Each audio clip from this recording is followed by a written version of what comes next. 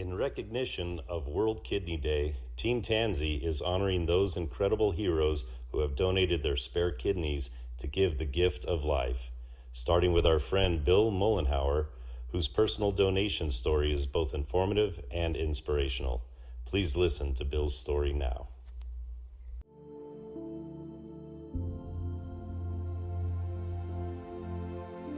Hi, Bill. Thank you so much for joining me today. Nice to be here, Tansy. Good to see you. Thank you. Thanks for having me. In 2012, when you were 58 years old, you made the incredible, selfless decision to donate one of your kidneys. Mike and I were so touched by your story and your decision to give the gift of life to someone you never met. Put myself in the shoes of that family that was sitting around the dining room table with one of them needing a kidney to live.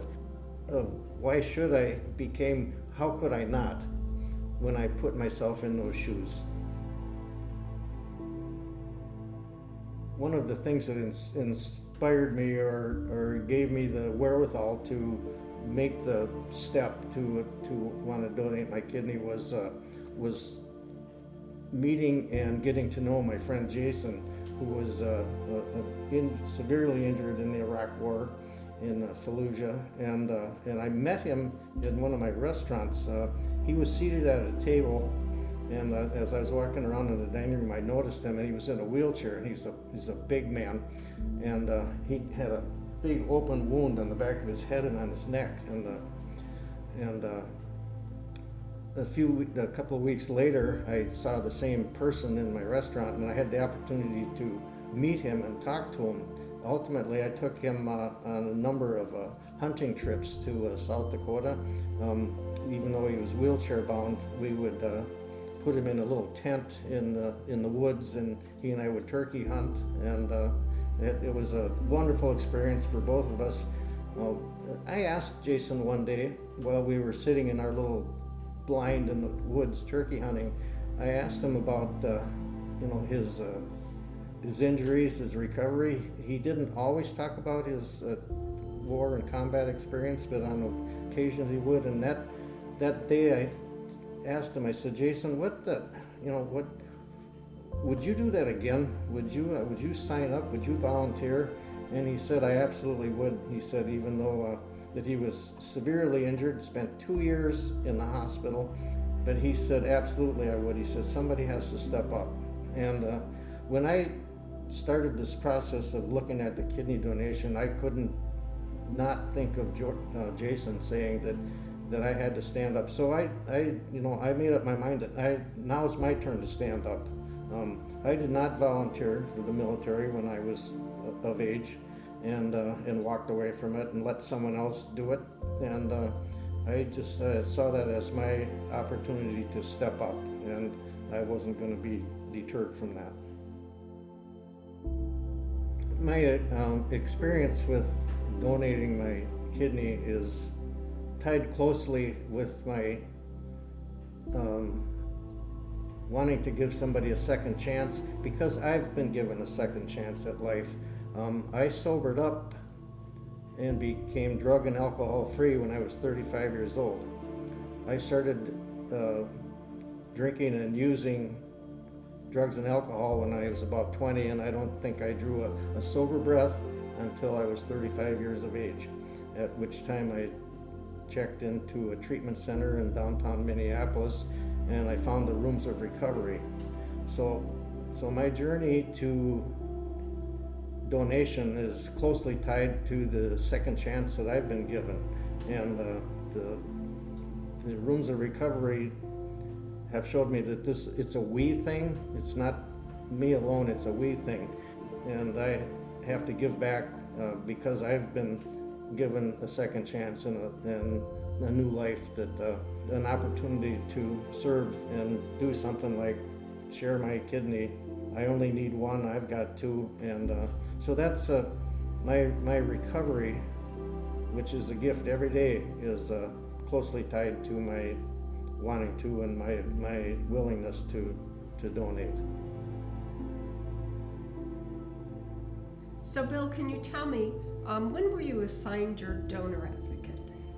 Right away when I contacted the university, as soon as I indicated to them that I would like to be, I think I would like to be a donor, they assigned me a caseworker, and her name was Ann, and so Ann was my coach, moral support all the way through that journey. So did my initial testing at the university that they said, well, we think you're a pretty good candidate, but we'd like you to lower your blood pressure before this procedure, and we'd really like you to drop 10 pounds.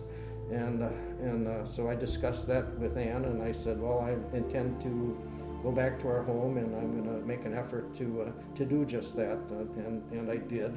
And then once I achieved what I thought they were looking for, I called the university again and talked to Ann and let her know that I'd gotten to the doctor and I got my blood pressure down and I'd lost the 10 pounds, and I was then again ready to donate. Faye and I were on our morning walk that day, and 7:30, 8 o'clock in the morning, and I got a call on my cell phone, and I looked at it, and it was the University of Minnesota, so I suspected that was the call, and they said, are you still willing to do the transplant? And I said, yes, I am, and a day or two that I needed to be University of Minnesota Hospital for the transplant. They said, we'll be here either tomorrow or the next day at 4 a.m., and we're gonna do it. And so that was my phone call. When I decided again to bring up the notion of donation of my kidney to my wife and my three sons, they were a bit hesitant at first, but the more we talked about it and the more we looked into it, I gained their support, and I think they knew I was going to do it anyway. And one of the questions my wife had was, what are you going to do should either I or one of our sons need a kidney in the future? And that was one of the questions that I asked my coordinator then, Ann, and I said, what would I do in that case, Ann? Because I've only got one kidney now. And she said, well, because of your donation, they would go to the top of the list, of the waiting list, for their need of an organ. And that played itself out actually last year when my wife was treated for multiple myeloma at the Mayo Clinic, and the doctors told us that my wife would be able to use her own stem cells, but if she would have needed a donor for the stem cells, because of my donation 14 years ago, she would have went to the top of the list. So that was definitely a benefit and it was recognition of my donation at her time of need. The voucher system is exactly that. If someone's willing to donate, then they're either one of their loved ones or someone that they would be an advocate for goes to the top of the list with that voucher in hand to hopefully get an organ that they need for transplant. Were there any misconceptions you had about being a living donor? No, I would say I didn't have any misconceptions. I just was uninformed, I would say, rather than misconceptions. I was just uninformed. I assumed incorrectly that I had to be related to the person that I donated to, or that it had to be a relative, and that's not the case at all. There's three processes for donation. There's direct donation, whereas I donate directly to somebody, and there's non-directed donation, which is what I did. It was non-directed to anyone. It was just to the next person in line on the list who was in need of a kidney. And the paired exchange is basically a kidney swap for a suitable kidney. My motivation for my kid was my wanting to step up, as my friend Jason did, my being grateful for the second chance at life that I've been given through recovery. My health today is pretty good for my age. I'll be 73 on the 3rd of March, and I'm active. I play pickleball every day that I can, in the summer and the winter months because I'm here at Havasu for the winter months. And yeah, my health overall is very good. And it has been ever since my transplant. I do regret a bit not meeting the family of the recipient, but that wasn't the point at the time. I wanted to do my part and help, and I thought that completing my end of it was the important part, and letting him recover without my involvement was what I wanted to do. Bill, thank you so much for joining me today. We appreciate your time and all of your wisdom and knowledge. We wish you the very best. Thank you. Thanks, Tansy. This whole process was about Mike, and it's not about Bill.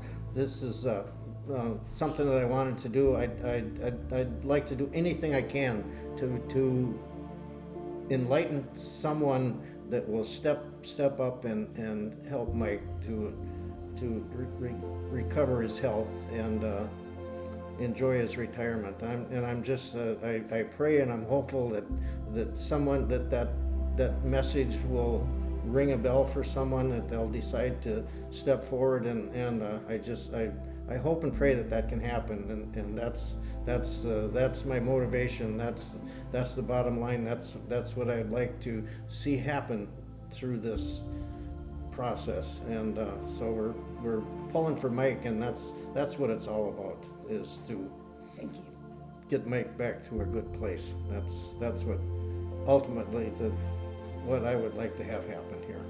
Thank you very much. I ask you to please consider giving the gift of life. Go to our website and meet Mike. He's a great guy.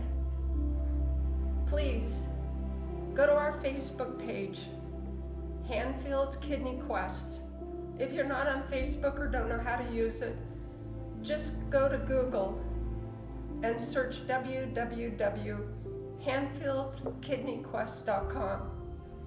Go through our information, meet Mike. Mike is my hero, and he needs a hero.